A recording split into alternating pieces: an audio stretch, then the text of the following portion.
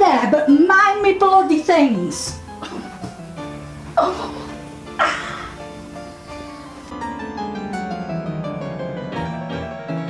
Is it okay if I just move? Mind me things, just be careful.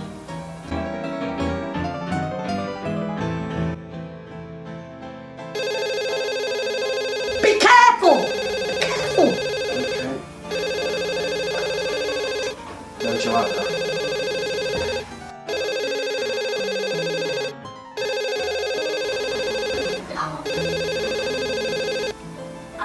Shelby, oh Shelby, I told you about this. I can't talk now, I've got a visitor. Later, go.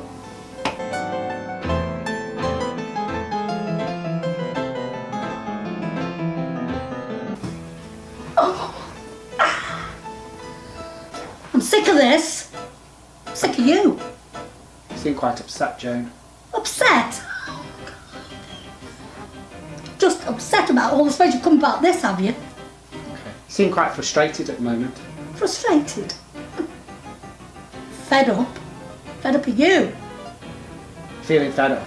Yeah, of you. Oh, just of me? Of this, of all, you're on my case all the time. You never let up, do you? So you feel like people are just on at you all the time? All the time. Do this, get rid of that, move this. They're my things. I'll move them when I'm ready. This is all really important to you? Of course it's important to me. They're my things, look. Okay, yeah, I get that.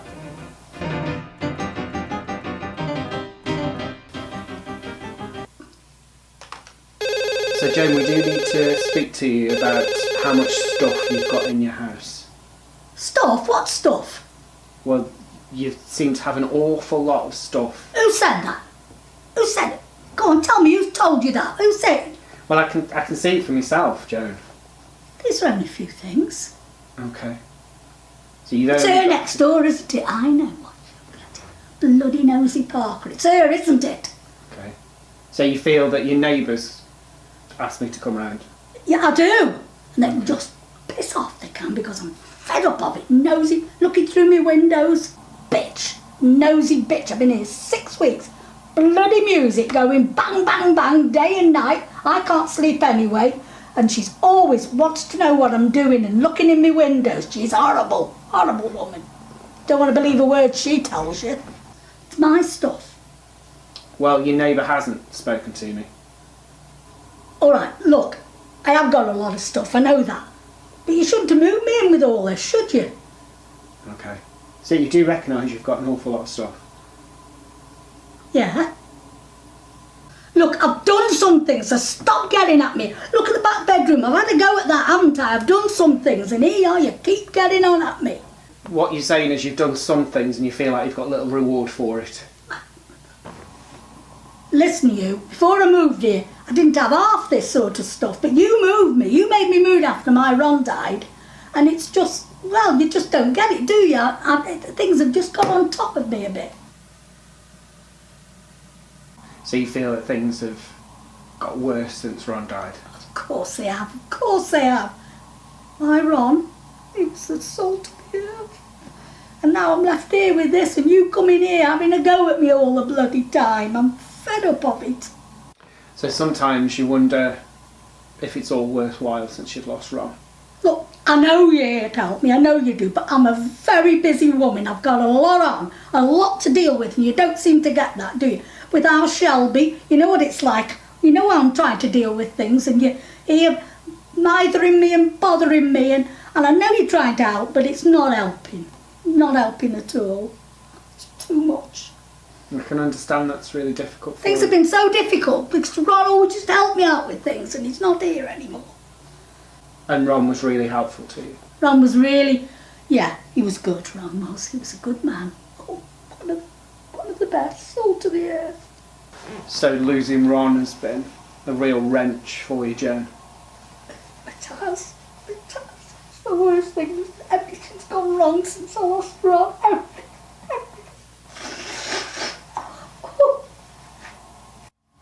Since Ron's left, I've got nothing. There's nothing for me in my life.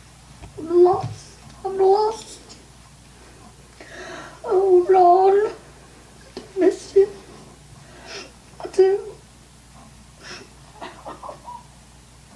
So how are things? How do you feel now, Joan? I don't know. I don't know, me. Oh, my head's all messed up. I just don't know how I feel or what I feel. I'm just lost. Lost. What about family and friends? Well, with all that mither with Shelby, I haven't seen anyone since the funeral, have I? And our Keith, oh, he's been a right bastard, he has. He thinks I've brought it all on myself. So you feel like your children have been no support for you, that they're sort of forcing you to do things? Support? Our Shelby and Keith? All they do, they don't help me, they just command me. Tell me all the time. Command you? Command me. So basically the relationship between you and your children has deteriorated, and a part of that is around your compulsive hoarding. Oh, no, we did. We fell out about it. And Keith, that bastard, he brought it up at the funeral. At the funeral, he started on me. So who could support you with helping you to clear the house? No one. It's pointless. Nobody could help me. Nobody. I'm on my own. I haven't got wrong. So you feel that there's no support, no one at all who could support you? Who? Nobody. There's no one. I haven't got anybody. I'm not having you lot going through my stuff and chucking it out. I'm not standing for it. So nobody's going to be chucking any of your things out, Joan. And what I'd like is to sort of get a sense of what's life like for you. So tell me what a typical day is like for you. You've told me that you don't have enough time to tidy up and put things into order. So what's a typical day like? Well, I get up, have me breakfast, make me porridge. I've got a little camper stove now because I can't get to the big stove. I go to the library and see Kath and I get me books, you know, I like my books, and then I come home and I listen to radio. I like Radio 4, I like this because there's some good things on, and I do. I watch telly a lot, but well, it's all repeats, it's rubbish really. It's all like Jeremy Kyle and all those sort of shows where they're tarting up houses and selling antiques and things. Gosh, I'm up all night walking around, can't get any rest, can't get any sleep. I go to the doctor's and he just says keep taking the antidepressants, and I don't want to take them. I'm not depressed. The thing is, Stephen, I'm not depressed. I'm grieving. What you're saying is that you're not sleeping at night. You've been given antidepressants and you don't want to take them. You recognise that you think it's grief and it's not depression. You don't have depression, you're grieving for the loss of Ron. You do have some things to do in life. That is, you go to the library, you listen to Radio 4, you watch some TV programmes, and generally you find them quite boring, they're not that entertaining. You do see your friend every now and again at the library, and that's it. You're quite lonely. So that's a typical day for you? Yeah, that's all I really do. I know it's not much of a life, is it? So tell me a bit more about that. Shut up! The phone's going. Oh, shit!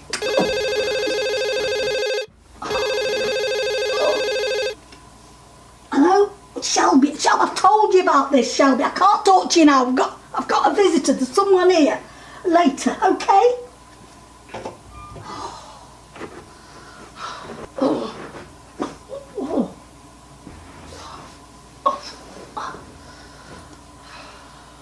And that was Shelby? Yeah. I tell you one thing, I just don't want to talk about my Shelby. Okay? Not now, not with you, no. Okay. So you don't want to bring up the subject of Shelby. It's a concern for you and it's something you don't want to share with me. Absolutely, and I want you to respect that. And I do respect that. I won't ask you any questions about Shelby. Okay. Right, Joan, let's see if I've got this right. You lost Ron quite recently. What happened is that you've had a bit of a fallout with Shelby and Keith. You feel that Keith especially is the one who's forcing you to clean up and to do things. Shelby there seems to be some issues with, and you haven't gone into that with me, and that's something that's concerning you. That's a worry for you. You do recognise that you do have a lot of things, and that your tenancy agreement says that you need to be in a house that's safe and secure for you, and at the moment it's not a safe environment for you. Safe environment? I never said that. What's that all about? So you feel that you're living in a safe environment? Yes, not a problem. It's safe. So explain to me how you would get out of the room in the event of a fire. Through the door. Okay, you've got an awful lot of stuff in your way. I'd have to push it to one side, wouldn't I? I'm sure I could get through, couldn't I? So you know that you need to push things out of your way in the event of a fire. Well, yes. Yeah, I suppose I do have to, don't I? But there wouldn't be a fire, would there? Why would there be a fire? So you don't think that the house would ever catch fire? You'd be quite different to everyone else? You wouldn't have any fire risk in your house? Well, I don't think so. I don't smoke or anything, so there's not going to be matches about, is there? Look, I know it's a concern to you. It's a concern to me, but I just wish you'd stop going on about it. Joan, what you've told me this morning is that you are concerned about the amount of stuff that you've got in your house. You think that part of that is the grieving process after losing Ron. You've also got an issue with your son Keith, who has been quite rude to you, you think, and demanding, and you described him as he seems quite, he wants to control you, you think. And Shelby, your granddaughter, there's an issue there going on. You're concerned about Shelby, and that's something that's worrying you, that's on top of all these other issues that are going on. Was there anything I missed out there? No. Okay. And what you would like to do is you'd like to go out, you'd like to meet more people, be more sociable. Yeah, that'd be nice. And watch less television, less Jeremy Kyle and antique shows. I only really go down the library, see my friend, and that's about it, yeah. Yeah. She's working, so. And your friend works in the library? Yeah. So she can't really talk much when I go there. So yeah, you're right. I would like to see more people. Okay, so that's the first thing we could look at, isn't it? How are we going to do that then?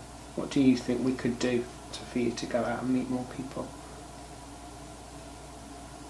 Well, I don't drive, so I've got to go on the bus, so I don't know where could I go. Okay, so you don't drive and you are able to travel on public transport? Yeah. And you've got a free bus pass? I've got a bus pass. Okay. Yeah. So what we could do together, we could look at services and maybe some organisations that are around nearby where you could go and meet other people. I like reading. I like art and things, you know. Is there anywhere that does a bit of art? Yeah, there is. There's an art group that I know of. Right. That's in Hanley. Well, I can get a bus up to Hanley, can't I? I think, yeah. Yeah, it's one bus from here. Yeah. That'd be good.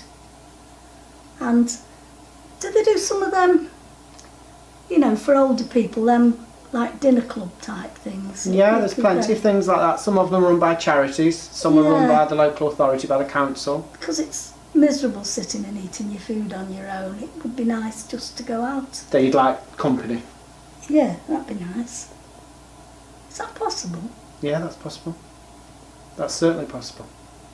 Well, you know, Joan, there are quite a few services out there which they could support you, they could help you to stop being on your own all the time. Could you help me? You would like me to help you? I think so. But I don't want you going back to that office now after you've left me and getting me evicted. You won't, will you? No, Joan, it's not part of my job to have you evicted. And that's something that we would work with you on for a very long time before anything like that would become an option. So maybe we could start a little plan together, me and you, and we could start cleaning up in somewhere in the house. Okay. Could we start in here? You would like me to start in the living room? Don't touch any of Ron's photos, whatever you do. Okay, I won't touch Ron's photo. Okay. I will do something about it, I promise I will. I will. I'll tell you what, Doc, I'll go make you a nice cup of tea and then we'll crack on in here. How about it?